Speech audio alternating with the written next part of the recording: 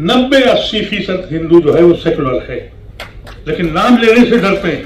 अदालत पे जरूर जाएंगे, लेकिन ये न समझें कि अदालत के वो फैसला हम मान लेंगे जो हमने बाबरी मस्जिद में मान लिया। सड़कों पे हम जाएंगे। और ये जो जैन चौधरी है, इसका बाप मेरा दोस्त था। ये कहता था मुझे प्रोटेक्शन दो, उसको भी सबक सिखाना है।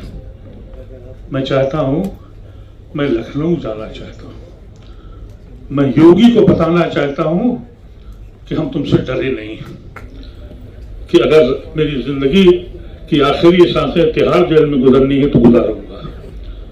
ये फैसला आपको करना पड़ेगा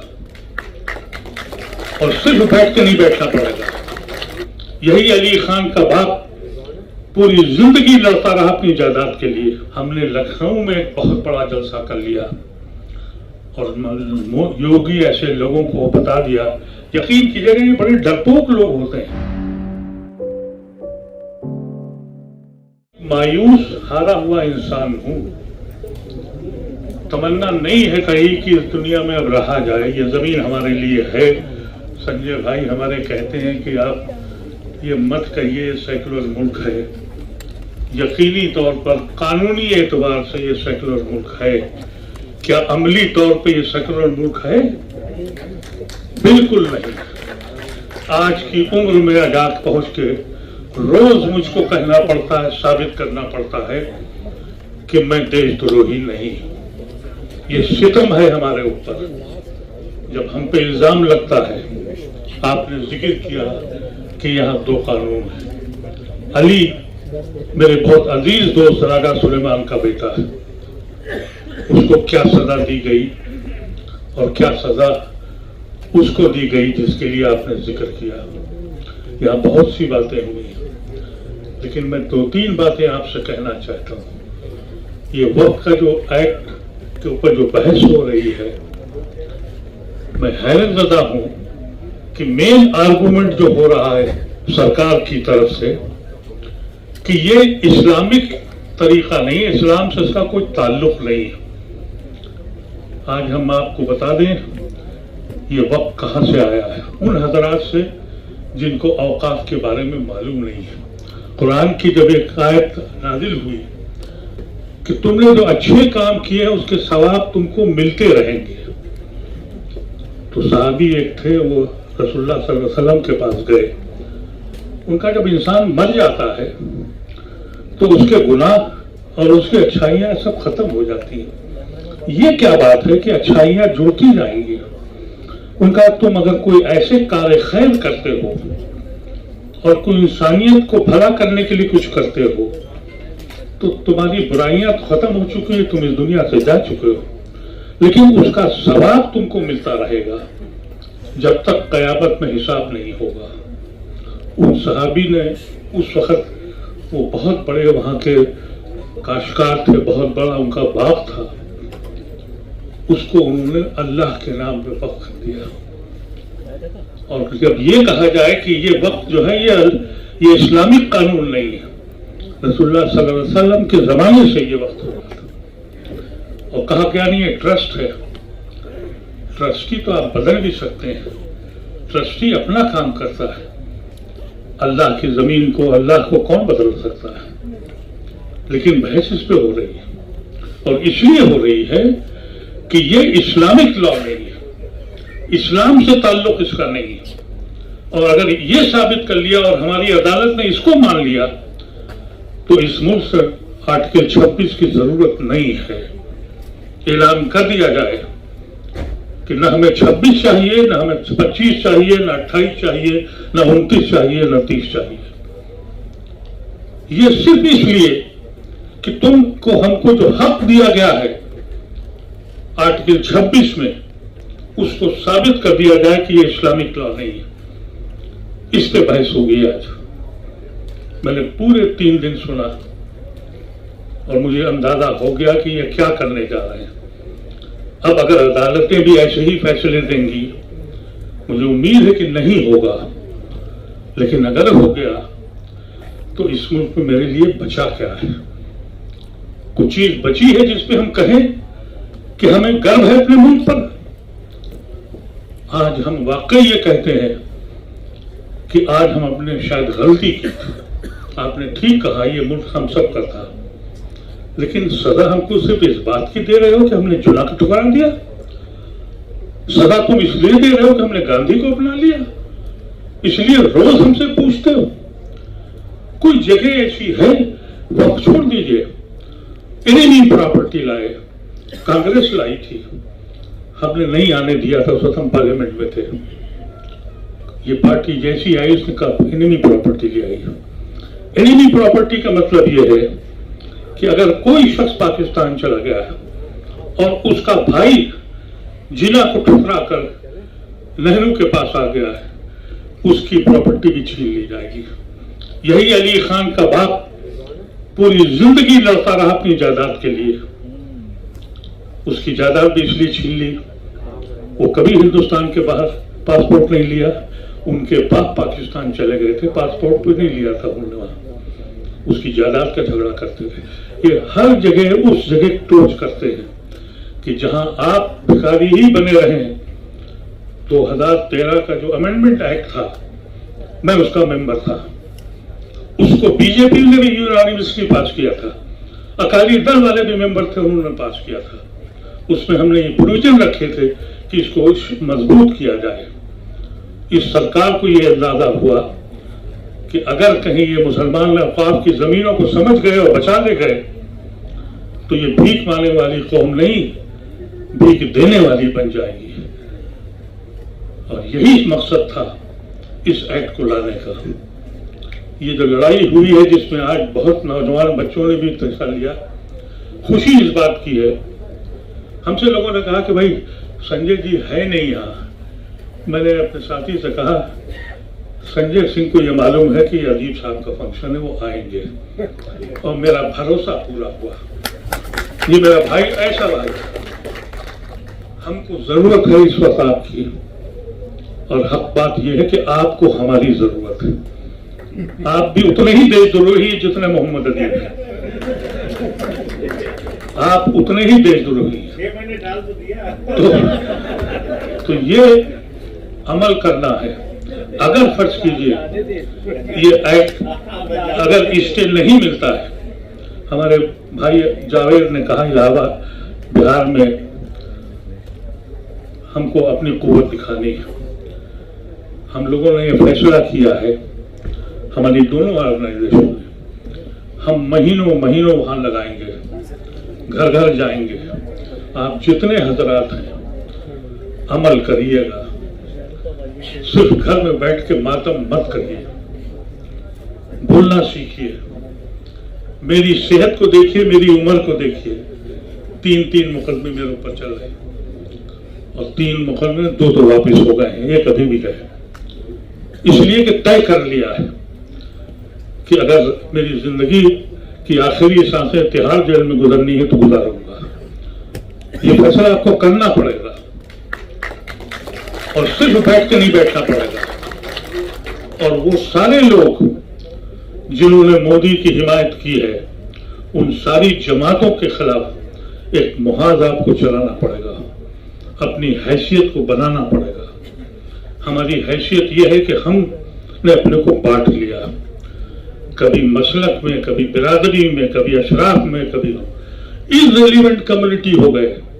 मेरे दोस्त दया सिंह बैठे हैं, इन्होंने हमको मालूम है जब कुछ गुड़गांव में नमाज नहीं पढ़ने दी तो दया सिंह भाई आए, उनका गुरुद्वारे के दरवाजे का खोल दिए, नमाज यहां पढ़ो। ऐसे लोग यहां बैठे थे और हम लोग वहां गए, हमने वहां नमाज नहीं पढ़ी, शुक्रिया करने गए, हौसला दिया हमको। तो अभी ऐसे लोग हैं। लेकिन अगर मुसलमान अपनी कुव्वत को नहीं दिखाता है और इकट्ठा नहीं होता है तो इस मुल्क में इंसानों की हैसियत रहने का हक तुम पर नहीं है। तुम्हारा जानवरों की तरह रहो, गुलामों की तरह रहो, अगर अब भी जागने को तैयार नहीं। फैसला करें हम सब लोग, और ये फैसला यही करें। ये मत समझिए कि हम पर्सनल लॉ बोर्ड के खिलाफ हैं या हम उनके साथ हैं। मैं खुद पर्सनल लॉ बोर्ड का मेंबर हूं, मलिक साहब पर्सनल लॉ बोर्ड के मेंबर हैं। हम एक मुत्तहिद हैं, हमारा ये कहना था कि हमको अपने हिंदू भाइयों को, नॉन मुस्लिम भाइयों को वक्फ के बारे में बताना है। मैं जिस सोसाइटी में रहता हूँ अच्छे लोग हैं वहाँ, और जब मैंने उनसे बात करी, मैं अकेला मुस्लिम हूँ उस काफिले में, जब उनसे बात करी तो उनको वक्फ के बारे में मालूम ही नहीं था। अच्छे लोग हैं। उनका भाई आप लोग तो जिस जमीन पे कब्जा करते हैं वो हो जाता है। जब उनको पूरा समझाया, उनका ये तो सितम है। तो हम लोग ये समझते हैं कि ये जो शुरुआत हम लोग कर रहे हैं, ये कहा गया कि हम लोग दिल्ली में कर रहे हैं, ऐसा नहीं है, हर जगह जा रहे हैं। और मेरा एक ख्वाहिश है मेरी, मैं अपने सारे लीडरों से, अशोक भाई से और सबसे, मैं चाहता हूं, मैं लखनऊ जाना चाहता हूं। मैं योगी को बताना चाहता हूं कि हम तुमसे डरे नहीं। और लखनऊ में हम हिंदुस्तान के हर दानिश्वर को ले जाना चाहते हैं। उसकी औकात क्या है? जो आदमी अपनी FIR के ऊपर पार्लियामेंट में रोकते रहे, वो हमको चैलेंज कर रहा है। और हमारे मुसलमान खौफ से कह रहे हैं अदीब साहब यहां मत आइएगा। तो मेरी एक ख्वाहिश है, IMCR की तरफ से भी और APCR हम लोगों ने तय किया है कि हम अगले महीने लखनऊ जाएंगे और उससे मुकाबला करेंगे, उस जाहिल इंसान से जिसने हिंदुस्तान के अंदर अभी तक बिल पास नहीं हुए। लेकिन अभी एक साहब ने बताया और हकायक हैं, नेपाल से मिले जितने मदरसे हैं बुलडोजर चल रहे हैं, खामोशी है। और उसके बाद 2 या 3 महीने हमारा पड़ाव बिहार में होगा, सड़कों पे हम जाएंगे। और ये जो जैन चौधरी है, इसका बाप मेरा दोस्त था, ये कहता था मुझे प्रोटेक्शन दो, उसको भी सबक सिखाना है। जब तक आप इन लोगों को सबक नहीं सिखाएंगे, ये सियासी लोग हमको इसलिए इर्रेलेवेंट समझते हैं। बहुत कम लोग ऐसे हैं जो मुसलमान का नाम ले रहे हैं। बड़े बड़े लीडर जब हम पे सितम होता है तो कहते हैं माइनॉरिटीज के साथ बहुत कुछ हो रहा है। मुसलमान कहते हुए डर लगता है हमको, वो डरते हैं कि कहीं ऐसा ना हो कि हमारा हिंदू वोट चला जाए। एक तरह से अपनी हिंदू कम्युनिटी को बदनाम करते हैं। ये कहना चाहते हैं कि हिंदू कम्युनिटी कम्युनल है। 90-80% हिंदू जो है वो सेकुलर है, लेकिन नाम लेने से डरते हैं। इसलिए एक कुव्वत बन के दिखाना है। हम लोग जो भी कर रहे हैं, अदालत पे जरूर जाएंगे, लेकिन ये न समझें कि अदालत का वो फैसला हम मान लेंगे जो हमने बाबरी मस्जिद पे मान लिया। अदालत का वो फैसला हम मान लेंगे जो हमने अलीगढ़ पे मान लिया था। अलीगढ़ की लड़ाई हमने 35 साल लड़ी है और वापस लिया, उसको जीता। सड़कों पे आना पड़ेगा। और ये चीज छोड़ जाइए कि हम सब रेजोल्यूशन पास करके हो जाएंगे। पर्सनल लॉ बोर्ड लड़ाई लड़ रहा है, हम उसके साथ हैं। पर्सनल लॉ बोर्ड की नुमाइंदगी हमारे मलिक साहब कर रहे हैं, ये वहाँ के एग्जीक्यूटिव के मेंबर भी हैं। लेकिन हमको ये कहा, हमने पर्सनल लॉ बोर्ड से ये कहा, कुछ लोग गलतफहमी कर रहे हैं कि हम पर्सनल लॉ बोर्ड के पैरेलल कोई तंजीम बना रहे हैं। तो सुन लें आप सब लोग, हम कोई पैरेलल तंजीम नहीं बना रहे हैं। पर्सनल लॉ बोर्ड शरीयत के तहफ्फुज़ के लिए बनी है।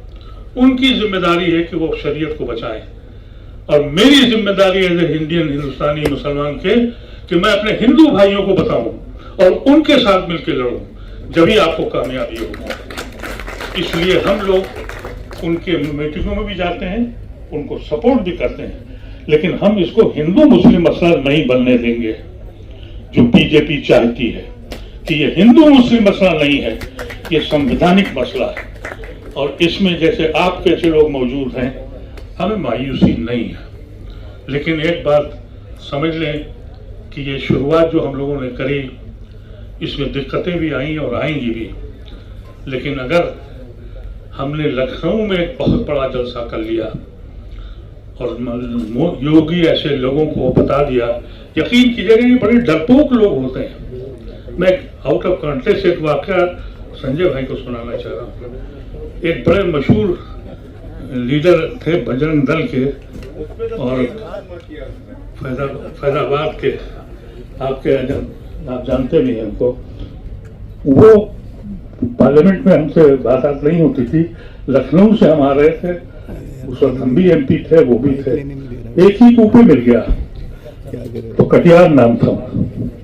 तो मैंने उनसे मजाक में कहा, विनय कटियार, मैंने कहा कटियार जी चलिए रात में अंताक्षरी होगी।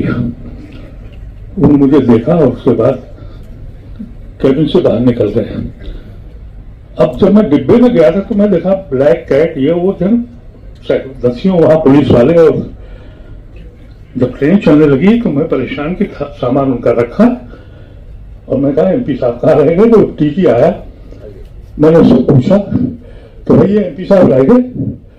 तो उसने दरवाजा बंद करके कहा कि विनय कटियार ये कह रहे हैं कि मैं इनके साथ रात में नहीं रहूंगा।